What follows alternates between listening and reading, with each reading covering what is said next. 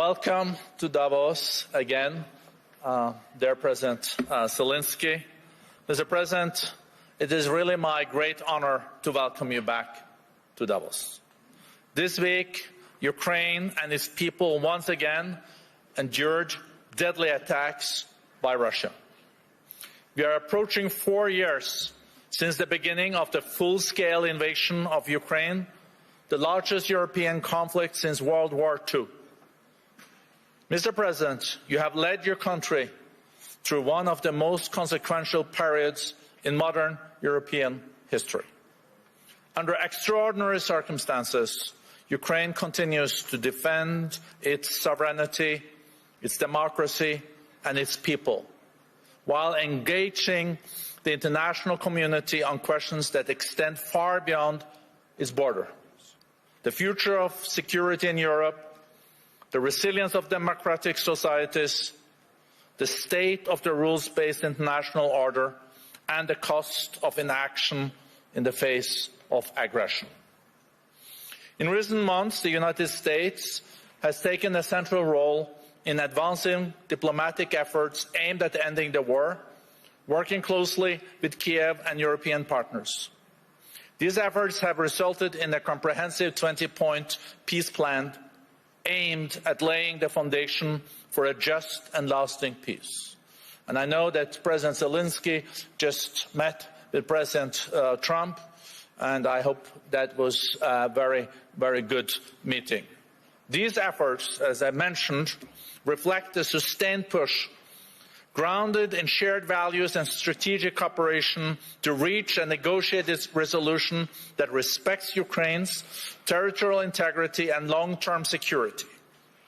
It's in this spirit of cooperation and with the urgency for peace that we welcome today a leader whose courage and commitment continue to shape the world, continues to shape the path forward. I think you see, Mr. President, that we're all ready for your speech and that you also chose to come here in Davos during a very difficult time for you and your people. Welcome, Mr. President.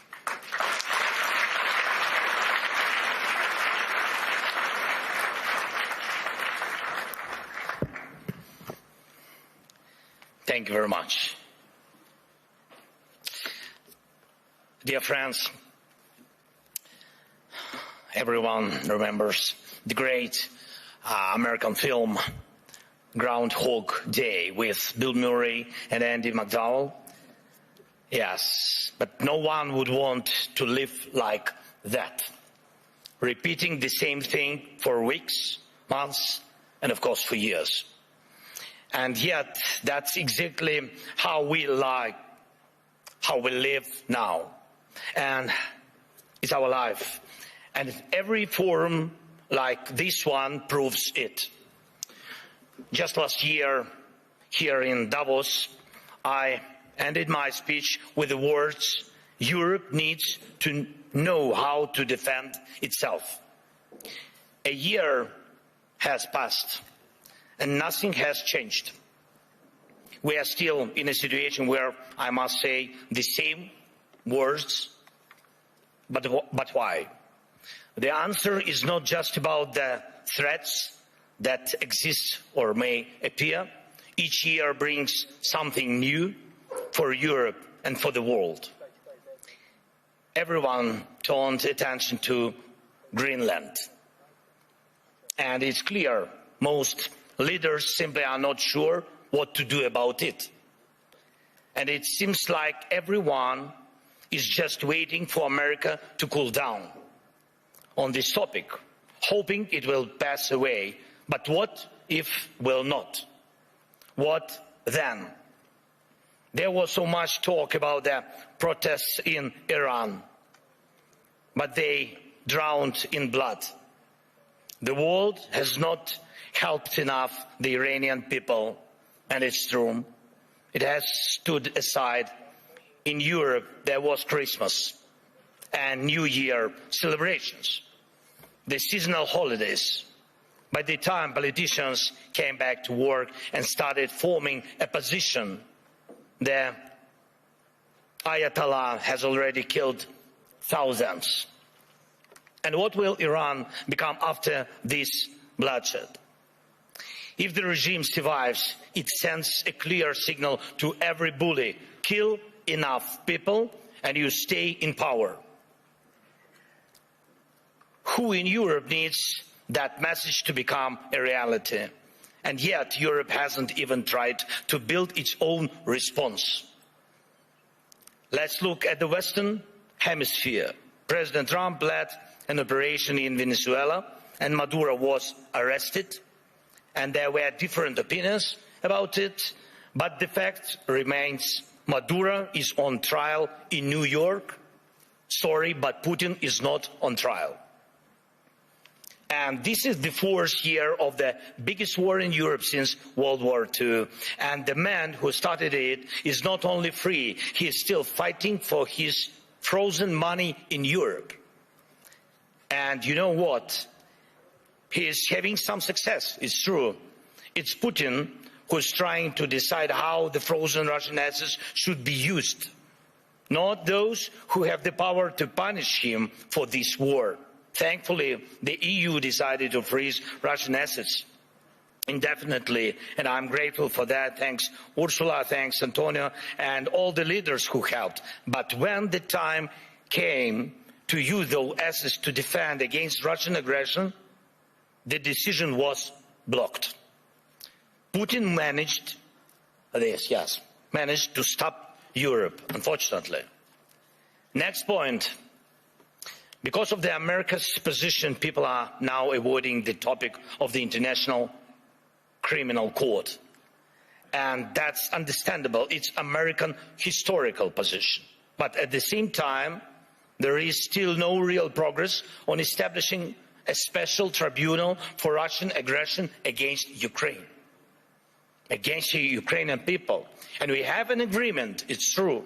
Many meetings have taken place, but still Europe hasn't reached even the point of having a home for the tribunal with staff and actual work happening inside. What's missing? Time or political will. Too often in Europe, something else is always more urgent than justice. Right now, we are working actively with partners on security guarantees, and I'm grateful for that, but those are for after the war ends. Once the ceasefire begins, there will be contingents and joint patrols and partner flags on Ukrainian soil. And that is a very good step and the right signal that UK and France are ready to actually commit their forces on the ground, and there is already a first agreement on that. Thank you, Keir, thanks Emmanuel, and all the leaders in our coalition. And we are doing everything to make sure that our coalition of the willing truly becomes a coalition of action. And again, everyone is very positive, but, always but the backstop of President Trump is needed. And again, no security guarantees work without the US. But what about the ceasefire itself? Who can help make it happen? Europe loves to discuss the future, but avoids taking action today, action that defines what kind of future we will have. That is the problem. Why can't President Trump stop tankers from the Shadow Fleet and seize oil, but Europe doesn't? Russian oil is being transported right along European shores. That oil funds the war against Ukraine. That oil helps destabilize Europe. So Russian oil must be stopped and confiscated and sold for Europe's benefit. Why not? If Putin has no money, there is no war for Europe. If Europe has money, then it can protect its people. Right now, those tankers are making money for Putin, and that means Russia continues to push its sick agenda. Next point. I've said it before and I'll repeat it again. Europe needs united armed forces, forces that can truly defend Europe. Today, Europe relies only on the belief that if danger comes, NATO will act. But no one has really seen the alliance in action. If Putin decides to take Lithuania or strike Poland, who will respond? Who will respond? Right now, NATO exists thanks to belief that the United States will act, that it will not stand aside and will help. But what if it doesn't? Believe me, this question is everywhere in the minds of every European leader, and some try to get closer to President Trump, it's true. Some wait hoping the problem will disappear. Some have started acting, investing in weapons production and etc., building partnerships, getting public support for higher defense spending. But let's remember, until America pressured Europe to spend more on defense, most countries were not even trying to reach 5% of GDP, the minimum needed to ensure security. Europe needs to know how to defend itself. And if you send 30 or 40 soldiers to Greenland, what is that for? What message does it send? What's the message to Putin, to China? And even more importantly, what message does it send to Denmark? The most important, your close ally. You either declare that European bases will protect the region from Russia and China and establish those bases, or you risk not being taken seriously because 30 or 40 soldiers will not protect anything. And we know what to do. If Russian warships are sailing freely around Greenland, Ukraine can help. We have the expertise and weapons to ensure not one of those ships remains. They can sink near Greenland just as they do near Crimea. No problem, we have the tools and we have people. For us, the sea is not the first line of defense, so we can take actions and we know how to fight there if we were asked and if Ukraine were in NATO. But we are not. We would solve this problem with the Russian ships. As for Iran, everyone is waiting to see what America will do. And the world offers nothing, Europe offers nothing, and does not want to enter this issue as a supporter of the Iranian people and the democracy they need. But when you refuse to help the people fighting for freedom, the consequences return, and they are always negative. Belarus in 2020 is the example. No one helped their people, and now Russian Oreshnik missiles are deployed in Belarus within range of most European capitals. That would not have happened if the Belarusian people had won in 2020. And we have told our European partners multiple times, act now. Act now against those missiles in Belarus. Missiles are never just decoration. But Europe still remains in Greenland mode. Maybe someday someone will do something. The issue of Russian oil is the same. It's good that many sanctions exist. Russian oil is getting cheaper, but the flow has not stopped. And Russian companies that fund Putin's war machine are still working. And that will not change. That will not change without more sanctions. And we are grateful for all the pressure put on the aggressor. But let's be honest.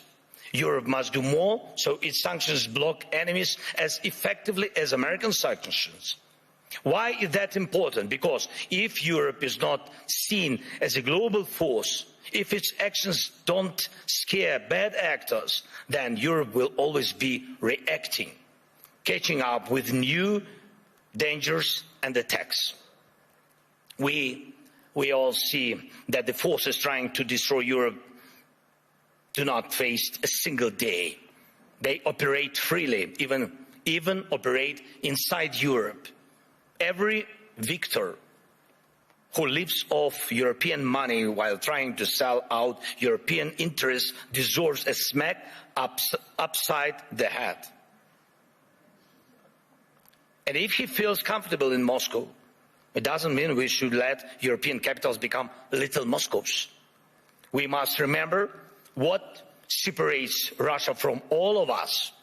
The most fundamental line of conflict between Russia and Ukraine and all of Europe is this: Russia fights to devalue people, to make sure that when dictators want to destroy someone, they can. But they must lose power, not gain it. For example, Russia's missiles are produced only because there are ways to bypass sanctions. It's true. Everyone sees how Russia tries to freeze Ukrainians. Now, our people, Ukrainians to death at minus 20 degrees Celsius. But Russia couldn't build any ballistic or cruise missiles without critical components from other countries, and it's not just China. Too often people hide behind the excuse that China helps Russia. Yes, it does. But not only China. Russia gets components from companies in Europe, the United States, and Taiwan. Right now, many are investing in stability around Taiwan to avoid war. But can Taiwanese companies stop contributing electronics to Russia's war? Europe says almost nothing. America says nothing. And Putin makes missiles. And I thank every country, of course, and every company that helps Ukraine repair its energy system. This is crucial. Thank you to all who support the Pearl program, helping us buy Patriot missiles. But wouldn't it be cheaper and easier to just cut Russia off from the components it needs for missiles production?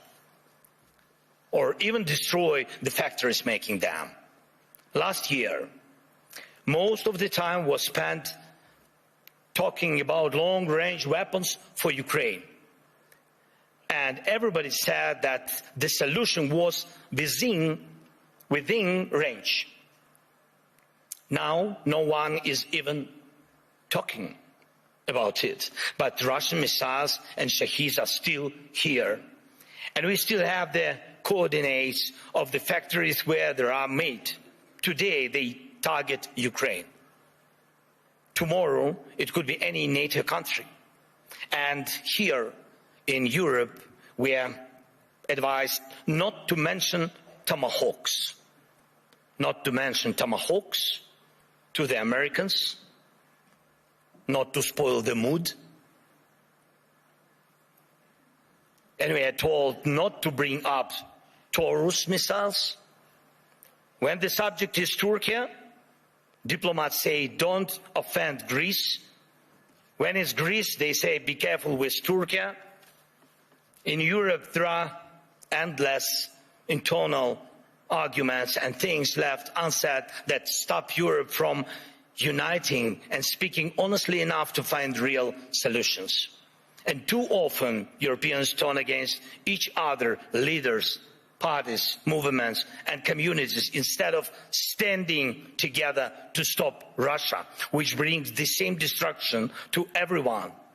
Instead of becoming a truly global power, Europe remains a beautiful but fragmented kaleidoscope of small and middle powers. Instead of taking the lead in defending freedom worldwide, especially when America's focus shifts elsewhere, Europe looks lost, trying to convince the US president to change. But he will not change. President Trump loves who he is. And he says he loves Europe, but he will not listen to this kind of Europe. One of the biggest problems in today's Europe, though it's not often talked about, is the mindset. Some European leaders are from Europe, but not always for Europe. And Europe still feels more like a geography, history, a tradition, not a real political force, not a great power. Some Europeans are really strong, it's true. But many say we must stand strong, and they always want someone else to tell them how long they need to stand strong, preferably until the next election. But that's not how great power works, to my mind. Leaders say we must defend European interests, but they hope someone else will do it for them. And speaking of values, they often mean valueless. They are all like, we need something to replace the old world order with. But where is the line of leaders who are ready to act? Act now, on land, in the air, at the sea, to build a new global order. You can't build the new world order out of words. Only actions create real order. Today, America has launched the Board of Peace. Ukraine was invited, so was Russia, Belarus, though the war hasn't stopped. And there is not even a ceasefire. And I have seen who joined. Everyone had their reasons. But here is the thing. Europe hasn't even formed a united position on the American idea. Maybe tonight, when the European Council meets, they will decide something. But the documents were already signed this morning, and tonight they might also finally decide something on Greenland. But last night, Mark Rutte had spoken to President Trump. Thank you, Mark, for your productiveness. America is already changing its position, but nobody knows exactly how. So things move faster than we. Things move faster than Europe. And how can Europe keep up? Dear friends, we should not degrade ourselves to secondary roles, not when we have a chance to be a great power together. We should not accept that Europe is just a salad of small and middle powers seasoned with enemies of Europe. When united, we are truly invincible. And Europe can and must be a global force, not one that reacts late, but one that defines the future. That would help everyone from the Middle East to every other region in the world. That would help Europe itself, because the challenges we face now are challenges to the European way of life, where people matter, where nations matter. Europe can help build a better world. Europe must build a better world, and a world without war, of course. But for that, Europe needs strength. For that, we must act together and act in time. And most of all, we must have the courage to act. And we are actively working to reach solutions, real solutions. Today, we met with President Trump, and our teams are working almost every day. It's not simple. The documents aimed at ending this war are nearly ready, and that really matters. Ukraine is working with full honesty and determination, and that brings results. And Russia must become ready to finish this war, to stop this aggression, Russian war against us. So the pressure must be strong enough, and the support for Ukraine must grow even stronger. Our previous meetings with President of the United States brought us air defense missiles, and thanks Europeans, they helped also. And today we also spoke about the protecting the skies, which means protecting lives, of course. And I hope America will continue to stand with us. And Europe must be strong. and Ukraine is ready to help with anything needed to guarantee peace and prevent destruction. We are ready to help others become stronger than they are now. We are ready to be part of a Europe that truly matters, a Europe of real power, great power. Today we need that power to protect our own independence. But you need Ukraine's independence too, because tomorrow you may have to defend your way of life. And when Ukraine is with you, no one will wipe their feet on you. And you will always have a way to act, and act in time. This is very important. Act in time. Dear friends, today is one of the last days of Davos, though definitely not the last Davos, of course. And everyone agrees on that. Many people believe that somehow things will work out on their own. But we cannot rely on somehow. For real security, faith is not enough. Faith in a partner, in a lucky turn of events. No intellectual discussions are capable of stopping wars. We need action. World order comes from action, and we just need the courage to act.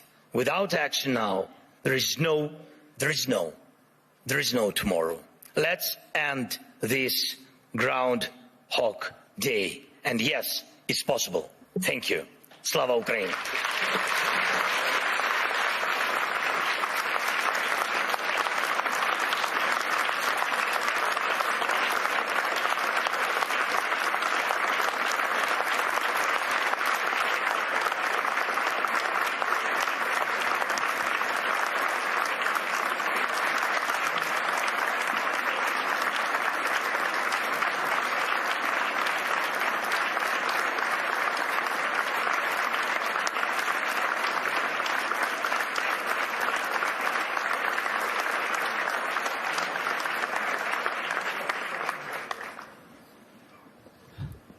The President wanted me to sit, but I think you deserved every part of that standing ovation. Thank you so much, Mr. President.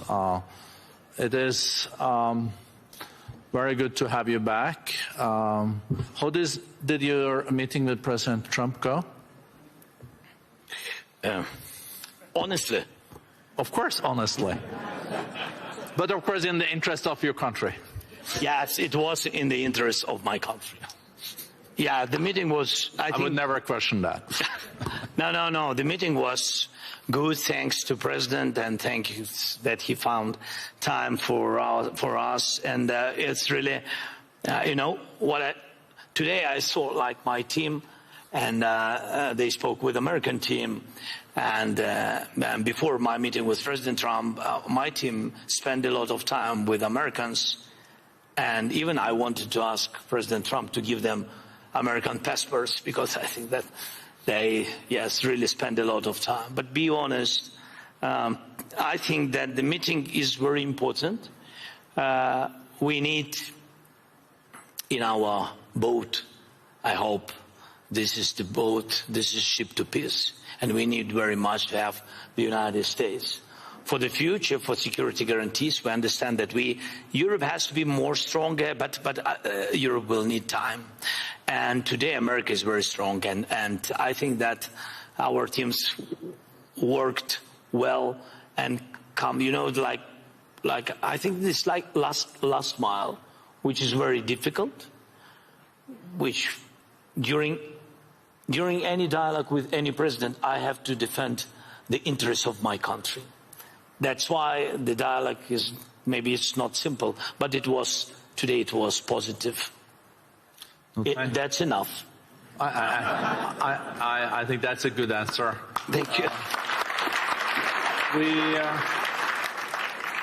We know that Jared Kushner and also Special Representative Steve Witkoff is traveling this afternoon to Moscow. I think that I think now it all is also about when Russia is ready to stop the war. And it's hard to really understand what is in the head of Mr. Putin too. But what do you think are the current calculations in Moscow? First of all, yes, American team will go to Moscow today. Yes, they waited for our meeting with President Trump, and now they will go, and my team will meet American team, and I think that it will be the first trilateral meeting in Emirates. It will be tomorrow and the day after tomorrow. Yes, it will be 2 days meetings in Emirates. I hope that Emirates know about it. Yes, sometimes we have such surprises from American side.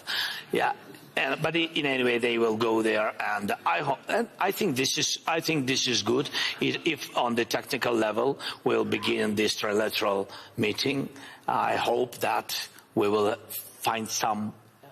I don't know. Russians have to be ready for compromises, because everybody has to be ready, not only Ukraine, and this is important for us. So we will see what result will be, but that Russians will meet, that our guys meet today with Americans, then Americans will meet with Russians tomorrow. Today is at night. I don't know when. I don't know. Maybe Putin is sleeping. You said that nobody knows what is in his head. Yes, but they might have to wait a little bit for the meeting. I don't know. But tomorrow and the day after tomorrow we will have trilateral. Our guys will have trilateral meetings. It's better than not to have any kind of dialogue. So we are under attacks. People live without electricity, and we are in a difficult situation. But Russians also in a difficult situation. We are answering on their attacks, and God bless. The war will stop. I hope so.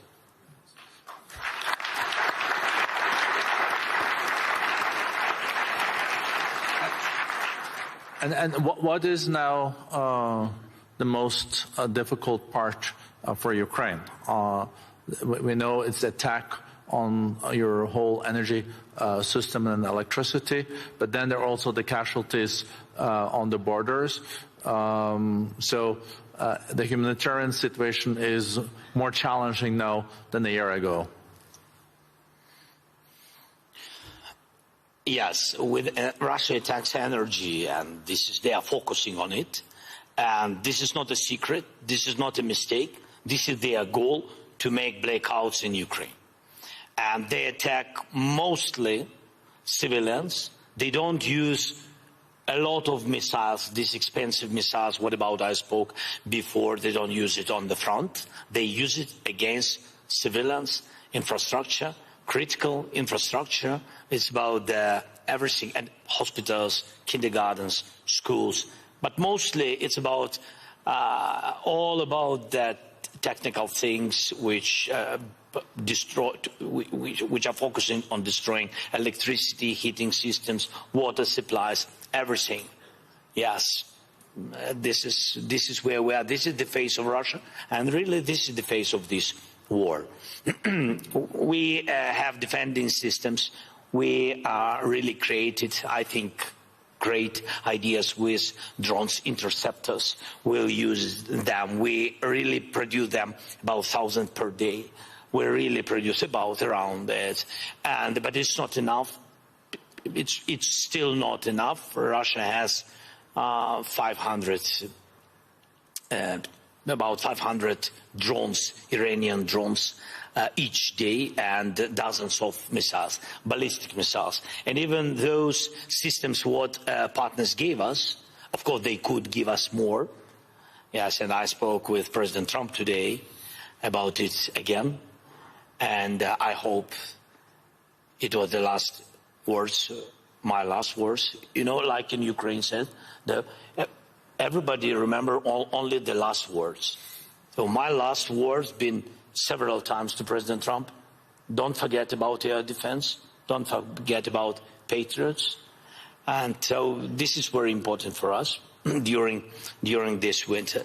So I think that all these attacks. I can't say that these attacks make us stronger, because it's about our people. The people, I mean, they are surviving. They are surviving in any case, but they are heroic people, civilians and soldiers, because they are not losers of this war, and this is important. They fight for their families, houses, and of course, for the freedom, and of course. Wow. Would you be willing to say something about the situation on the borders? You mean contact line? Yeah, contact lines. It's Russia wants to have a border there, but it's contact lines. I'm glad you corrected me, Mr. President. No, it's okay. It's not the first time for me. It is not okay, but you know, coming back to the borderline. So, would you like to say something about that? Yes. Look, I mean this again, it's about technologies, and I wanted to show you, but I had some technical questions, but I wanted to show you how we work. We see online the war, we see the real enemies, we see our losses and Russian losses. Russian losses are the biggest what they had ever. So I'm just sharing with you, the real statistic is 35,000 killed per month. 35,000 soldiers. Last year, these months, it was about 14,000. So Russia is not thinking about it, but we think about it. We think how they lose and how many soldiers they lose. We know that they mobilize 43,000 per month, and they begin to lose 35.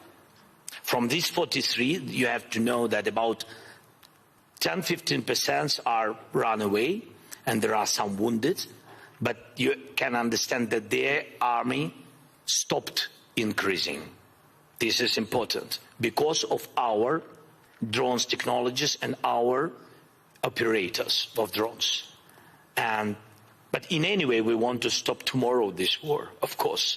But you have to know that if the war will continue, Russia will start to lose the number of their army, or Putin will decide to mobilize this country, his country, I mean.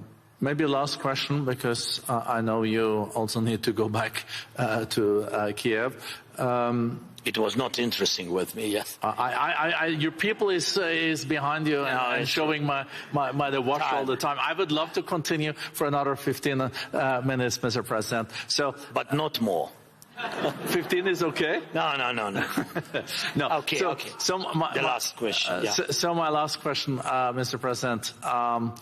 How can the people here at the World Economic Forum and in Davos support the most? I think you heard the applause. I think everyone wants to also show solidarity with you and the country. To defend our land, this is a very expensive task.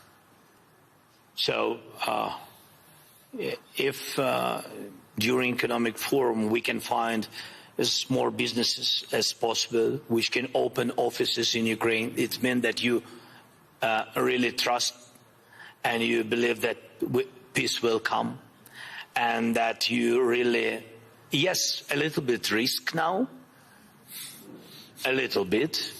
We decided at the beginning, be honest today, a little bit, but we need your offices and companies. It means that you believe and you trust in Ukraine, in our independent life after the war. This is the biggest chance what you can do to invest now, to give jobs for our people. And I think this is the most important.